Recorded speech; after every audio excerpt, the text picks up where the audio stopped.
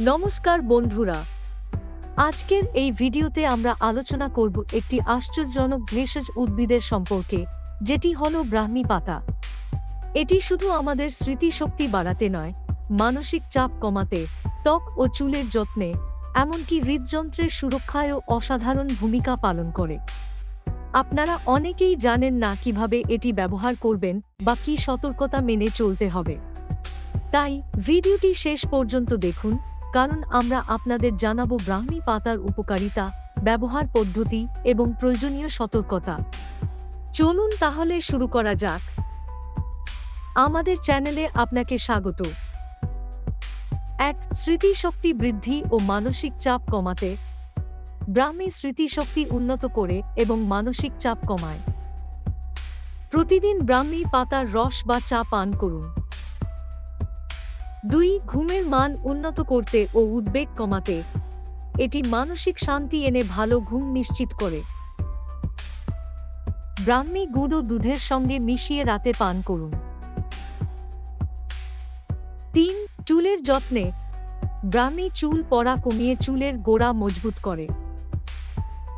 ব্রাহ্মী তেল গরম করে চুলের গোড়ায় ম্যাসাজ করুন বা পাতা বেটে চুলে লাগান। 4. ত্বকের যত্নে। ত্বকের প্রদাহ দূর করে ত্বক মসৃণ ও উজ্জ্বল রাখে। ব্রাহ্মী পাতা বেটে সরাসরি ত্বকে লাগান। 5. হৃদযন্ত্রের সুরক্ষায়।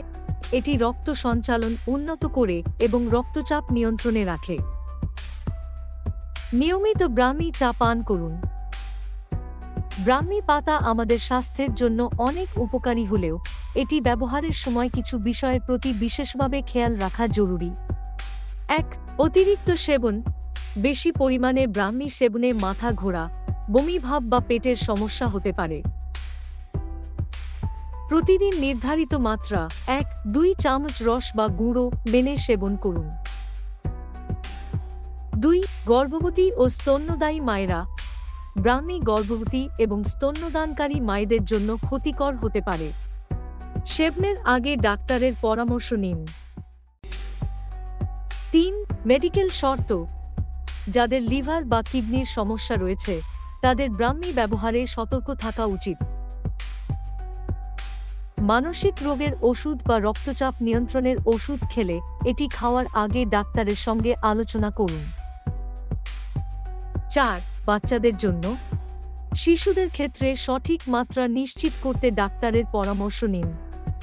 ব্রাহ্মী পাতা একটি কার্যকর ভেষজ হলেও এটি ব্যবহারের সময় উপযুক্ত মাত্রা ও সতর্কতা মেনে চলা অত্যন্ত গুরুত্বপূর্ণ। বন্ধুরা, এই ছিল ব্রাহ্মী পাতার ভেষজ উপকারিতা, ব্যবহার পদ্ধতি এবং সতর্কতার দিকগুলো। আশা করি ভিডিওটি আপনাদের জন্য উপকারী হয়েছে। আজকের ভিডিওটি যদি আপনাদের ভালো লেগে থাকে এবং উপকারী মনে হয়, তাহলে অবশ্যই লাইক দিন এবং শেয়ার করুন, যাতে অন্যরাও জেনে উপকৃত হতে পারে। আপনারা যদি এমন আরও ভেষজ চিকিৎসা নিয়ে জানতে চান, তাহলে চ্যানেলটি সাবস্ক্রাইব করতে ভুলবেন না এবং পাশের বেল আইকনটিও ক্লিক করে রাখুন, যাতে নতুন ভিডিওর নোটিফিকেশন পান। পরবর্তী ভিডিওতে আবার দেখা হবে। ততক্ষণ পর্যন্ত সুস্থ থাকুন এবং প্রাকৃতিক উপায়ে চিকিৎসা নিন। ধন্যবাদ।